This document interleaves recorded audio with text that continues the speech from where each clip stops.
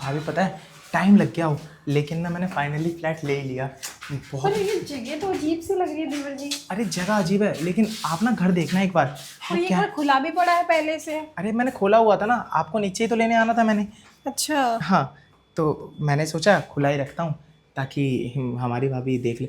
अब बता। वैसे घर तो बड़ा अच्छा है देवर जी। घर तो अच्छा होगा ही ना भाभी, वो क्या है ना। क्या हुआ? ये क्या कर रहे हो? गेट क्यों लगा रहे हो? अरे सोसाइटी है भाभी, यहाँ के लोग क्या समझे कि भाभी को लाया है या किसी और को, समझते नहीं हो आप। सोसाइटी में पहली बार आया हूँ ना। देखो ना बाहर से कितना सिंपल था और अंदर से घर देखो। आप बस घर पे और मुझ पे ध्यान दो, मतलब बाहर का रहने दो आप। लेकिन देवर जी गेट खोल दो ना। पता है गेट बंद करने के बाद कुछ और चीज़ें की जाती हैं। मुझे ना थोड़ा अजीब सा लग रहा है। क्यों लग रहा है? मेरे साथ ही हो ना आप, किसी और के साथ थोड़ी। और कैसी बातें कर रहे हो भाभी? अरे मैं तो आपका प्यारा देवर हूँ ना, और किसी बाहर वाले के साथ थोड़ी आए हो किसी का घर देखने। मेरे साथ मेरा घर देखने आए हो। आपको तो खुश होना चाहिए कि मेरा देवर कितनी तरक्की कर रहा है। वो आओ ना बैठो। देवर जी मतलब ये तो लगता नया है घर फुल्ली लिया उसने। फर्निश्ड है ना। हाँ हाँ, इसी में टाइम लग गया। वैसे देवर जी यहाँ अकेले रहोगे बोर नहीं हो जाओगे क्या? अरे अकेला रहूँगा, बोर क्यों होऊंगा? आप है ना, मेरे से मिलने आते रहिएगा। देवर जी यहाँ पे कमरे कितने हैं? भाभी एक ही हॉल है और एक रूम है बस। बस। हाँ, अब मेरे अकेले के लिए मुझे चाहिए क्या? पर एक। देवर जी आप तो मेरे साथ भी रह सकते थे। आपको ऐसी कौन सी दिक्कत आ गई जो आपको अलग रहने के लिए रूम लेना पड़ा? अरे भाभी एक बात बताइए, वहाँ भैया है ना। अब आपसे कुछ मेरे को पर्सनल बात करनी हो, कुछ कहना हो, अपने दिल की बात कहनी हो तो तो। कहो ना देवर जी किसने मना किया है?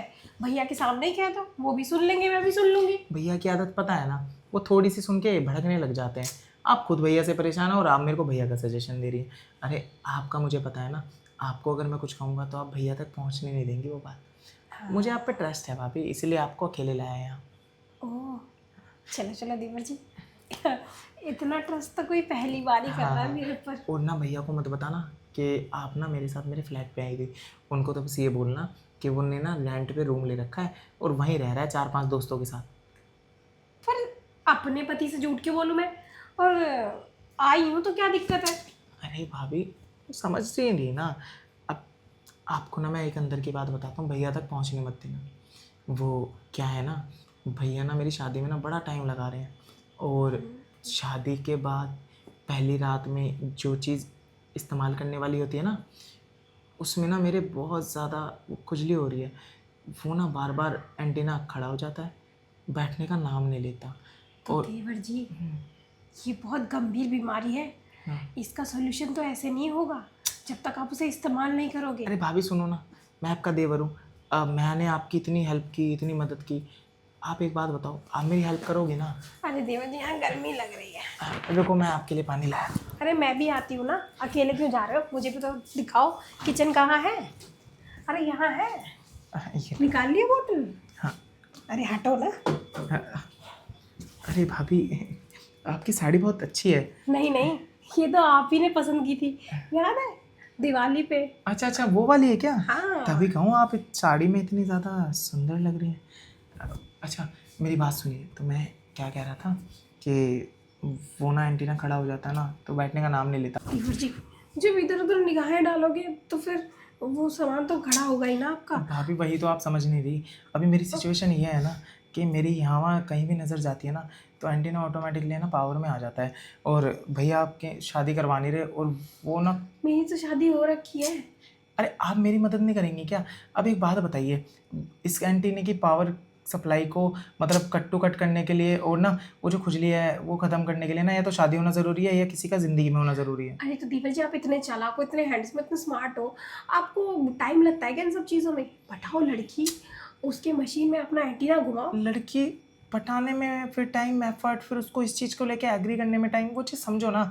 अब भाभी इसलिए तो आपको लाया हूँ अपने नए फ्लैट की एक खूबसूरत शुरुआत करने के लिए। देवर जी हाँ तो फिर आपने काम सही किया। हाँ वैसे आपके भैया से कोई दिक्कत नहीं है मुझे, लेकिन आप इतना बोल रहे हो तो फिर आपका भी एंटीना थोड़ा जंग लगा हुआ है, उसको साफ कर ही देती हूँ। हाँ हाँ, आप मदद कर देंगे ना तो यहाँ खड़े खड़े तो साफ करवाओगे? बहुत बढ़िया हो जाएगा।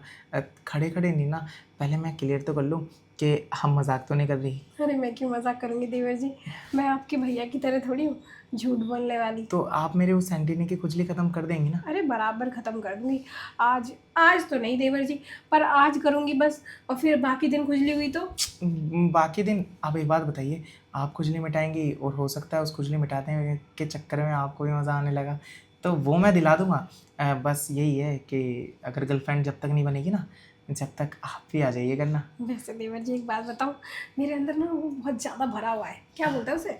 मतलब आ गया आपको हाँ मतलब? हाँ हाँ, आपके भैया ना उसको बुझा तो देते हैं, लेकिन वो ठंडे पड़ जाते हैं थोड़ी देर में। ओहो। और आप जवान हो, वो भी तो जवान ही है, लेकिन थोड़ी उम्र हो गई है उनकी। आप बेफिक्र रहिए, दोनों तरफ आग बराबर लगी हुई है, दोनों एक दूसरे की बचाएंगे।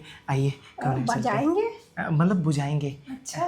वो आपको देख के ना बहक गया हूँ ना, तो जीभ ना लड़खड़ा रही है अरे थोड़ी। देवर जी बालकनी में चल के करें अरे क्या? बालकनी में करेंगे तो पड़ोसी मजे लेंगे ना।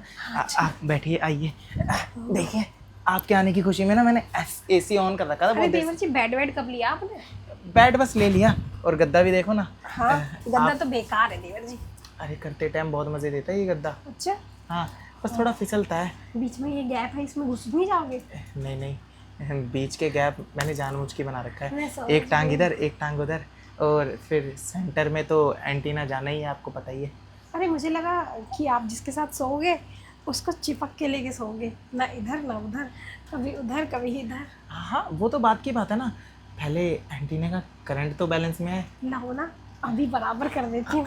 रुको ना भाभी, अब तो थोड़ा मूड तो बनने दो। अरे देवर जी क्योंकि आपका मुंह बना हुआ नहीं है, आपको इतने टाइम से वो सब चीज़ें मिली नहीं है, आपका एंटीना खड़े खड़े जंग लग चुका है और उसको आपको चमकाना ही नहीं है। भाभी सब करना है, लेकिन उससे पहले मेरे को थोड़ी सी टेंशन थी ना कि आप कहीं भड़क ना जाएं, भैया को ना बता दे, लेकिन आप इतनी जल्दी मान गई हैं, तो थोड़ा सा अब मैं ना आपको उस नज़रिए से देख रहा हूँ जिस नज़रिए से मतलब गर्लफ्रेंड को देखा जाता है। नहीं नहीं, आप उस नज़रिए से मत देखो मुझे, बस उस नज़रिए से देखो कि आपका भी काम बन जाए, और मेरे को वैसे काम की जरूरत नहीं है, मैं तो बस आपकी हेल्प कर रही हूँ। अच्छा कोई बात नहीं, अब मैं तो चाहता हूँ भाभी आप अपने इस प्यारे से देवर की ना हेल्प बराबर करें, और जब जब ज़रूरत पड़े ना तब तब करें। नहीं नहीं देवर जी, फिर ज़्यादा घिस जाएगा ना आपका एंटीना। कोई बात नहीं, वैसे तड़पने से अच्छा है मैं इसको घिस ही लूँ आपके साथ। हाँ, और फिर जब शादी करोगे तब उसके साथ क्या घिसोगे, जब पूरा अभी घिस लोगे तो? अरे शादी तक तो आप मुझे ट्रेंड कर ही देंगी ना, और बता भी देंगी कि उसकी पावर मेंटेन करने के लिए मुझे क्या करना चाहिए। हाँ हाँ देवर जी, करते करते ना सब सीख जाओगे। वैसे मुझे तो खुद कुछ नहीं आता, आपको क्या सीख? अरे मुझे तो खुद बहुत एक्सपीरियंस है मुझे। अच्छा। आपके भैया ने रखा है ना मुझे एक्सपीरियंस सारा। कोई बात नहीं ना भाभी, जो मुझे आता है मैं आपको सिखा दूंगा, जो आपको आता है आप मुझे, अब एक दूसरे को सिखाएंगे तभी तो बात बनेगी ना। लेकिन देवर जी मुझे सच में कुछ नहीं आता, आप बताओ ना कैसे करना है। आप बेफिक्र रहिए, मैंने ना फिल्मों में देखा है, मैं शुरुआत तो करूँगा साइकिल की तरह, उसके बाद बुलेट ट्रेन बन जाऊँगा, फिर आप उसको ब्रेक लगाती रहना तेज करती रहना, ब्रेक लगाती रहना तेज करती रहना। लेकिन आपके भैया तो बोरिंग वाले तरीके से करते हैं, तभी मैं कुछ नहीं सीख पाई। कोई बात नहीं, आप मेरी मदद कर देना और मैं आपकी मदद कर दूंगी, क्योंकि जो मुझे चाहिए वो आपके पास है और जो आपको चाहिए वो मेरे पास है। हाँ हाँ, वो सच में ही आपके पास है जो मुझे चाहिए, और हाँ जो चीज़ मुझे मिली जाएगी, कब से भैया को मिल रही थी, लेकिन भैया को अच्छे से इस्तेमाल करने नहीं आई। कोई बात नहीं देवर जी, हम ना टेम्प्ररी करेंगे। वैसे भी ये रूम आपने ले लिया ना, बड़ा अच्छा किया।